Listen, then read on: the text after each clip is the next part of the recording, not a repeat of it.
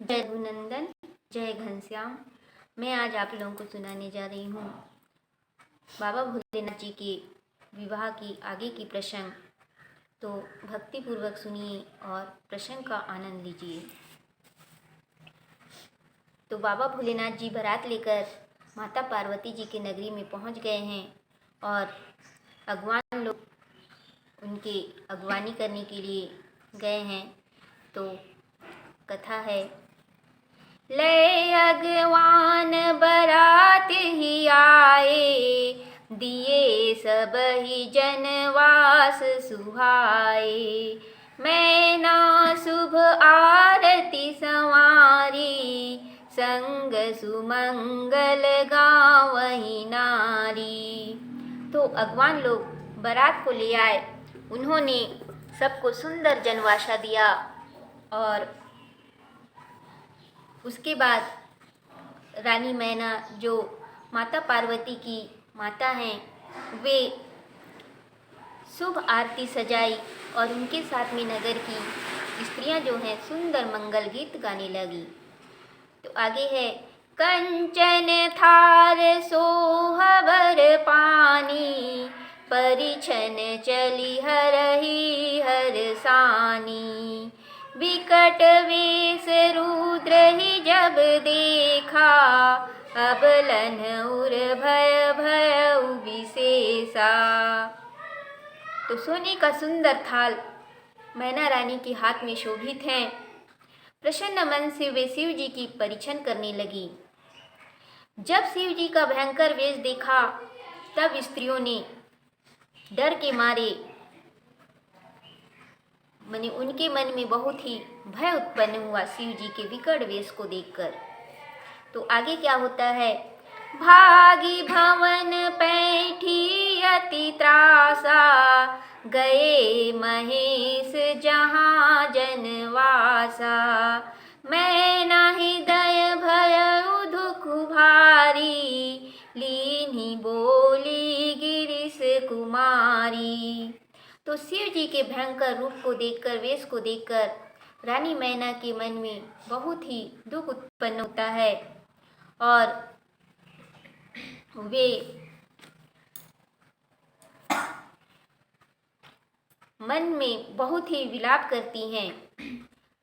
नगर की जो स्त्रियां रानी मैना के साथ आई थीं, वे तो शिव जी के भयंकर वेश को देखकर अपने अपने घर में घुस गईं और शिव जी उसके बाद अपने जनवासे को चले आए। रानी मैना विलाप करती हुई पार्वती को अपने पास बुला लेती हैं और उसके बाद क्या कहती हैं, अधिक स्नेह गोद बैठारी, श्याम सरोज नयन भरे बारी। जेहि विधि तुम्हि रूप वस दीन्हा, तेहि जर बड़ुआ उर कस कीन्हा। तो माता पार्वती को अपने पास बुलाकर मैना रानी अपनी गोद में बैठा लेती हैं और अपने नील कमल के समान नेत्रों में आंसू भरकर कहती है कि हे पार्वती, जिस ब्रह्मा ने तुम्हें इतना सुंदर रूप दिया है, उस मूर्ख ने तुम्हारे वर को बावला क्यों बनाया है। इस प्रकार से माता पार्वती बहुत ही विलाप करने लगी। तो आगे, कस कीन्ह बरु बौराह, विधि जेहि तुम्हि सुंदरता दई। जो फलु चाहिए सुर तरुहि, सो बर बस बबुरहि लगाई। तुम सहित गरित गिरऊँ, पावक जरऊँ, जल निधि महु परऊँ। घरु जाऊ अपजसु होऊ, जग जीवत विवाहु नाउ करऊँ। तो मैना रानी बहुत ही विलाप करती हुई माता पार्वती जी से कहती हैं कि हे पार्वती, जिस ब्रह्मा ने तुमको सुंदरता दी, उसने वर को बावला क्यों बनाया। जो फल कल्प वृक्ष में लगना था, उसको बबूल में लगा दिया जबरदस्ती। तुम्हें इतना सुंदर रूप दिया और तुम्हारे वर को बावला बना दिया। तुम जैसे रूपवती को तो किसी रूपवान पुरुष से ही विवाह करना चाहिए था, किसी रूपवान पुरुष से ही तुम्हारा विवाह होना चाहिए था, लेकिन यहाँ सब उल्टा हो गया। मैं तुम्हें लेकर पहाड़ से गिर पड़ूं, अग्नि में जल मरूं अथवा समुद्र में डूब मरूं, चाहे मेरा घर उजड़ जाए और संसार में अपयश हो, पर मैं अपने जीते जी यह विवाह नहीं होने दूंगी। तो आगे तुलसीदास जी कहते हैं, भई विकल अबला सकल दुखित देखी गिरि नारी, करि विलाप रोदती बदती सूता स्नेहु संभारी। तो रानी मैना को दुखित देखकर बाकी जो स्त्रियां थी वे सभी भी बहुत दुखी हुई, बहुत व्याकुल हो गईं। रानी अपनी कन्या के स्नेह को याद कर विलाप करने लगी कि हाय, क्या होना था और क्या हो रहा है। इस प्रकार से मैना रानी बहुत ही विलाप कर रही हैं। तो आगे विलाप करती हुई कहती हैं, नारद कर मैं काह बिगारा, भवन मोर जिन्ह बसत उजारा, अस उपदेशु महि जिन्ह दीन्हा, बौरे बरहि लागी तपु कीन्हा। तो मैना रानी विलाप करती हुई कहती हैं कि नारद का मैंने क्या बिगाड़ा था, मेरा बसता हुआ घर उन्होंने उजाड़ दिया और पार्वती को ऐसा उपदेश दिया कि उसने बावले पति के लिए तप किया। नारद मुनि का मैंने क्या बिगाड़ा था जिसने मेरा बसता हुआ घर उजाड़ दिया, मेरी बेटी पार्वती को बावले वर के लिए तपस्या करने का उपदेश दिया।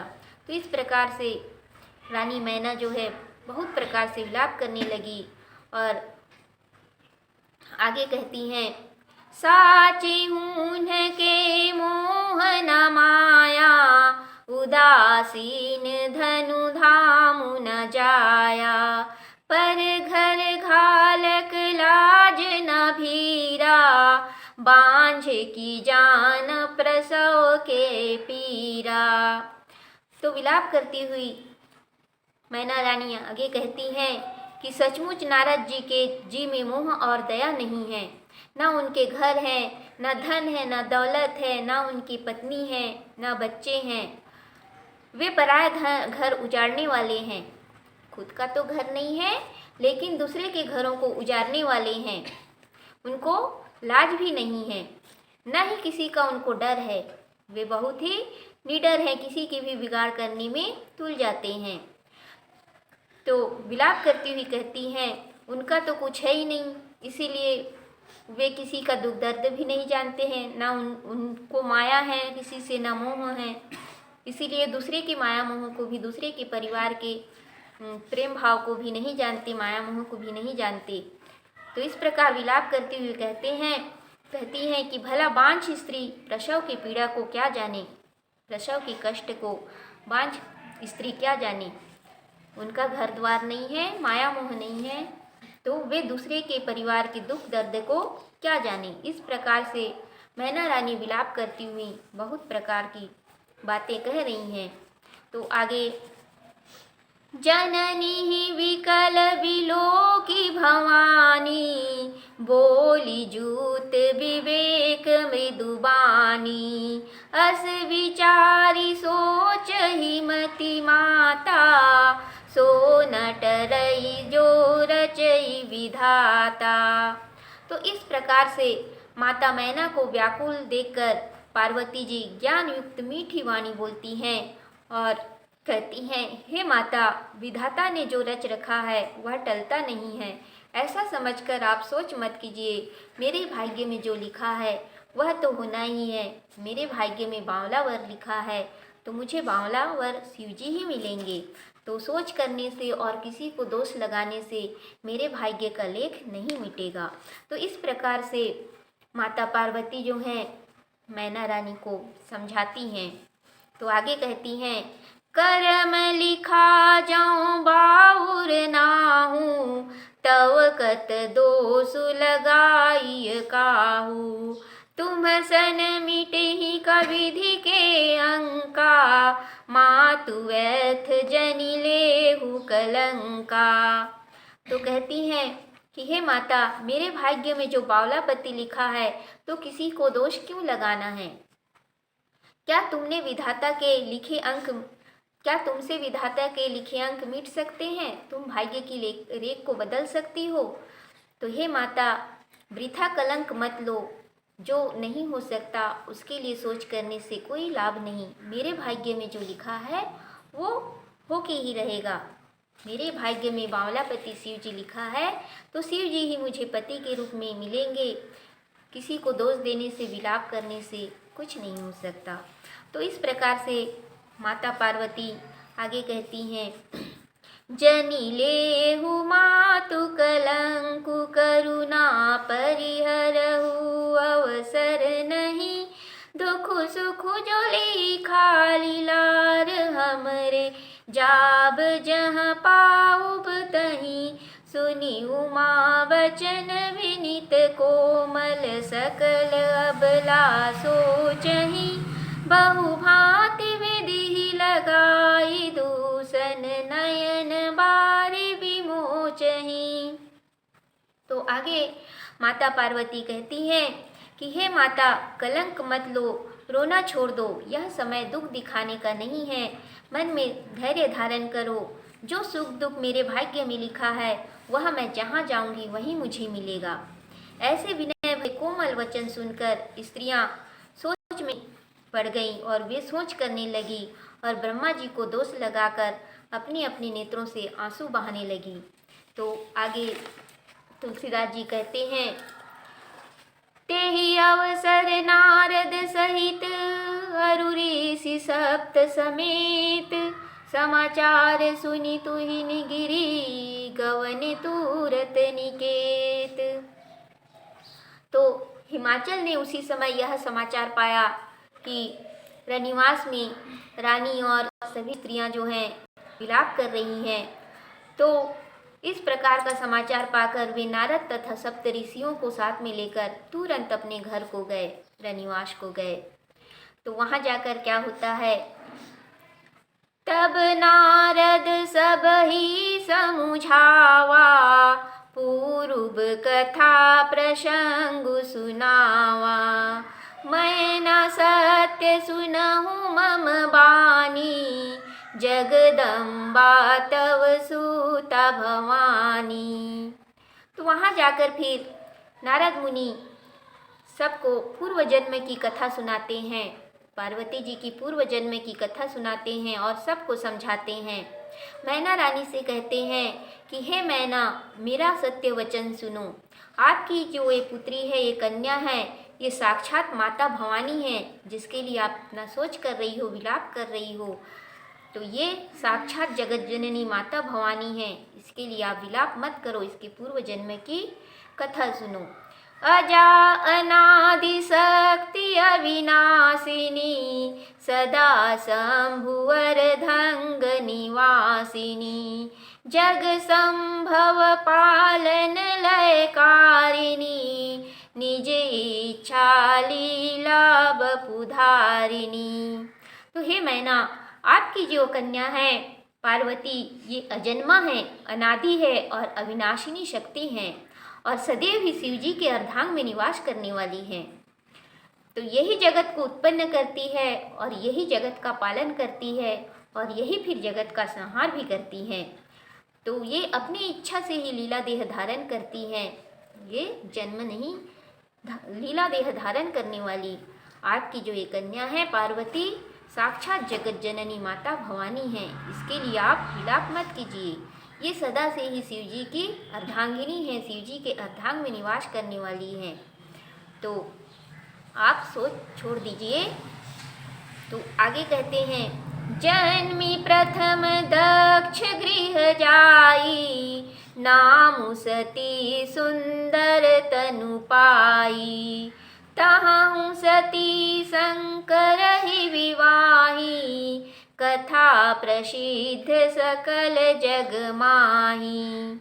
तो ये जो आपकी पुत्री पार्वती के रूप में जन्म ली है, ये पहले दक्ष के घर में जन्मी थी। वहाँ इसका नाम सती था और वहाँ भी ये सुंदर शरीर धारण करने वाली हुई थी और वहाँ भी सती का विवाह शिव जी के साथ ही हुआ था। इसका विवाह जब ये सती के रूप में दक्ष के यहाँ जन्मी थी, उस समय भी इसका विवाह शिव जी के साथ ही हुआ था। और ये जो कथा है ये सारे संसार में प्रसिद्ध है।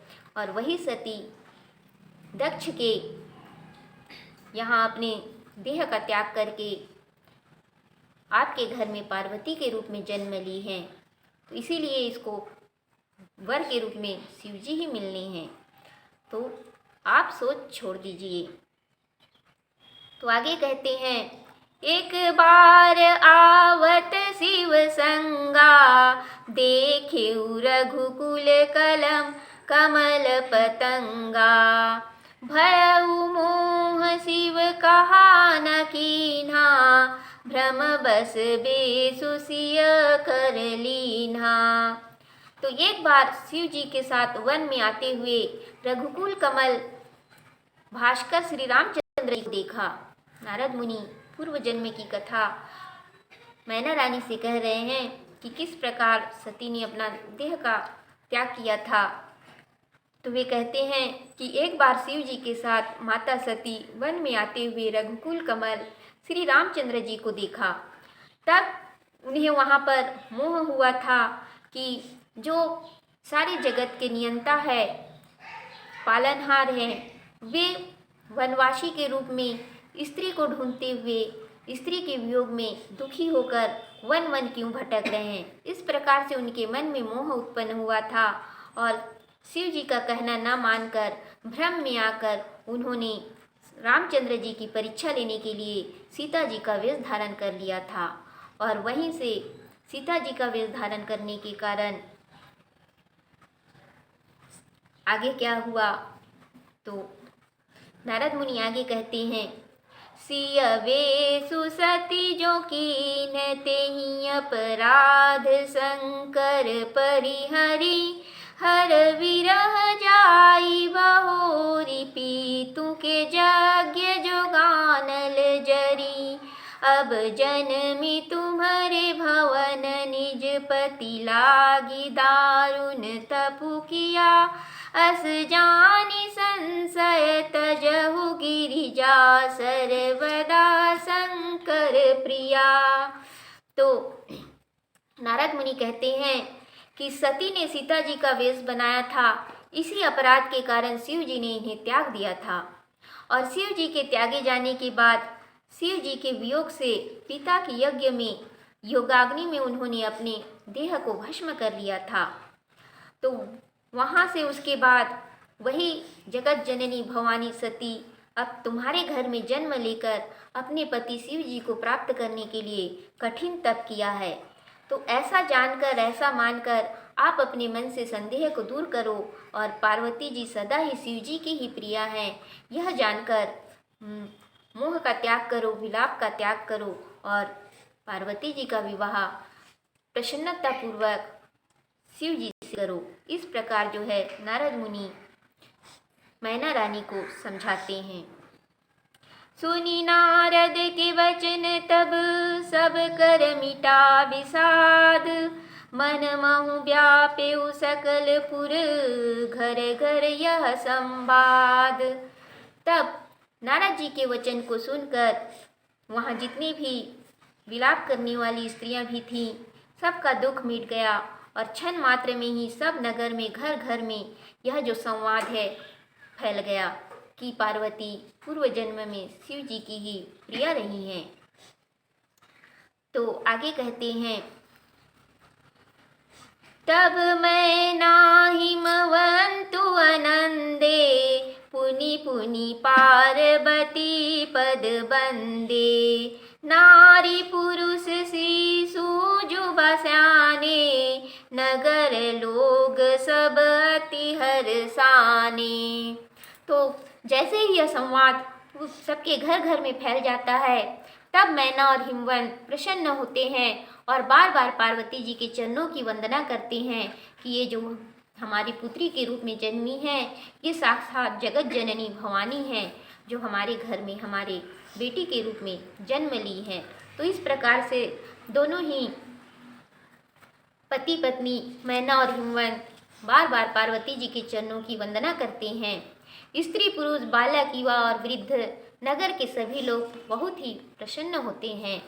तो आगे तुलसीदास जी कहते हैं, लगे होन पुर मंगल गाना, सजे सबहि हाटक घट नाना, भांति अनेक भई जेवनारा, सूप शास्त्र जस कछु व्यवहारा। तो नगर में बहुत प्रकार के मंगल गीत होने लगे। सब ने सोने के भांति भांति घड़े सजाए। पाक शास्त्र में जैसी कुछ रीति है उसके अनुसार अनेक भांति की जेवनार हुई। बहुत प्रकार के पकवान बनाए गए।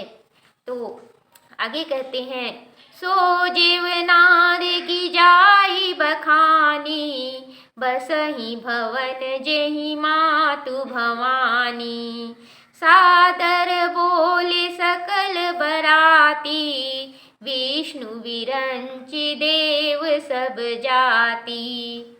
तो उस जेवनार का वर्णन कौन कर सकता है जहाँ माता पार्वती जी स्वयं जन्मी हैं, जगत माता भवानी जहाँ स्वयं वास करती हूँ, उस नगर की जेवनार का कोई वर्णन नहीं कर सकता। सब बराती विष्णु ब्रह्मा और सभी देवता सहित सभी को बुलाए गए। तो विविध पाती बैठी जेवनारा, लागे परूसन निपुण सुवारा, नारी वृंद सुर जेवत जानी, सगी देन गारी मृदुबानी।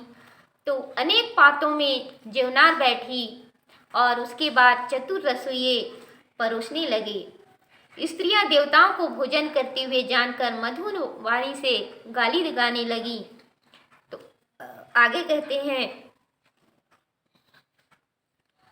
गारी मधुर स्वर देहि सुंदरी, व्यंग्य वचन सुनावहि, भोजनु करहि सुर अति विलंबु, विनोद सुनि सचु पावहि, जेवत जो बढ़यो आनंद, सो मुख कोटि न परै कहो, अचवाई दीन्हे पान गवनी, बास जहाँ चाको रहो। तो सुंदर स्त्रियां मीठे स्वर में गाली गाने लगी और व्यंग भरे वचन सुनाने लगी। देवगण उन्हें सुनकर सुख पाते हुए भोजन करने में देर लगा रहे हैं। भोजन करते समय जो आनंद हुआ वह करोड़ों मुखों से भी वर्णन नहीं किया जा सकता। भोजन करके सब के हाथ मुंह धुलाकर पान दिए गए और तब सब जिसका जहाँ वास था वो वहाँ अपने निवास में चले गए। तो आगे, बहुरी मुनि नहीं ववंत कहूँ, लगन सुनाई आई, समय विलोकी विवाह कर, पठय देव बुलाई। उसके बाद फिर जाकर मुनियों ने हिमवंत को लग्न सुनाई और ब्याह का समय देकर देवताओं को बुलाया गया। तो आगे, बोली सकल सुर सादर लीन्हे, सबहि जथोचित आसन दीन्हे, वेदी वेद विधान संवारी, सुभग सुमंगल गावहि नारी। तो सभी देवताओं को आदर सहित बुलाकर यथा योग्य आसन दिए गए और सभी अपने अपने आसन में विराजमान हुए। तब वेद की विधि से वेदी बनाई गई और स्त्रियां श्रेष्ठ मंगल गीत गाने लगी। शिव जी और पार्वती जी का विवाह होना है। सिंहासनु अति दिव्य सुहावा, जाई न बरनि विरंचि बनावा, बैठे शिव विप्रन सिरुनाई, हृदय सुमीरि निज प्रभु रघुराई। तो एक अत्यंत दिव्य सिंहासन पर जिसका वर्णन नहीं किया जा सकता, उस सिंहासन पर जिसे स्वयं ब्रह्मा जी ने बनाया था, शिव जी सभी ब्राह्मणों को प्रणाम कर अपने प्रभु श्री रघुनाथ जी श्री राम जी को स्मरण करके उस सिंहासन में विवाह हेतु बैठ गए। बहुरी मुनि सन उमा बुलाई, करी सिंगारु सखी ले आई। देखत रूप सकल सुर मोहे, बरनै छवि अस जग कवि को है। तो फिर मुनीश्वरों ने पार्वती को बुलवाया। उसके बाद श्रृंगार करके पार्वती जी की जो सखियां हैं उनको वहां ले आई। उनका रूप देखकर सभी देवता मोहित हो गए। ऐसा कौन कवि है जो उस छवि का वर्णन कर सकता है?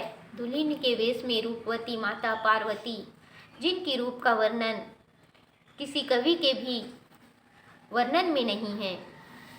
जगदम्बिका जानी भव भामा, सुरन मनहि मन कीन्ह प्रणामा।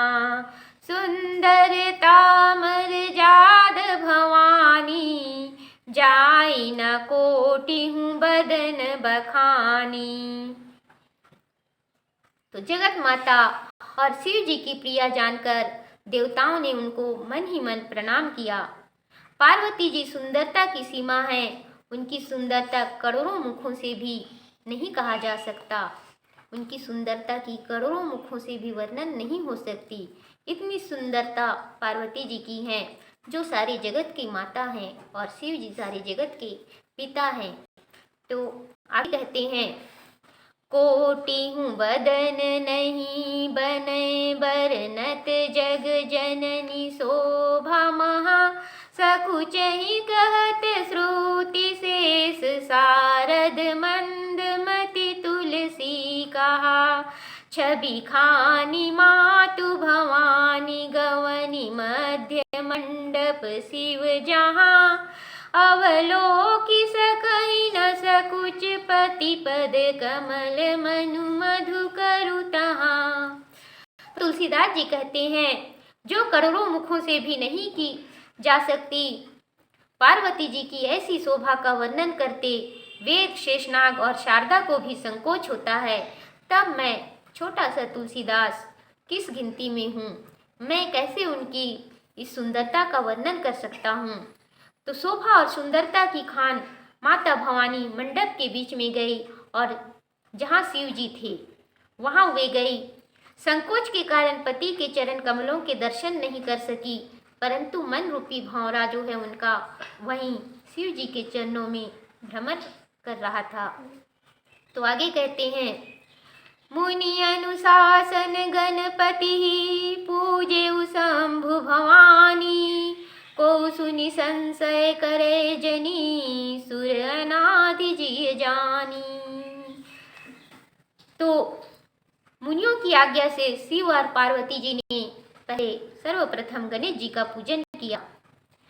तो देवताओं को अनादि जानकर तुलसीदास जी कहते हैं कि देवताओं को अनादि जानकर कोई मन में यह शंका न करे कि शिव जी और पार्वती जी के विवाह के पहले ही गणेश जी कहाँ से उत्पन्न हो गए। तो देवता जो हैं अनादि हैं, वे हमेशा ही विद्यमान रहते हैं। तो यह बात जानकर कोई मन में शंका न करे। बोलिए लखन सिया रामचंद्र की जय। आज की कथा यहीं तक। जय। तो आगे की कथा फिर दूसरे दिन। तो हमारे इसी प्रकार की सुंदर सुंदर एक से एक कथाएं सुनने के लिए हमारे चैनल को सब्सक्राइब कीजिएगा, शेयर कीजिएगा। जय रघुनंदन, जय घनश्याम।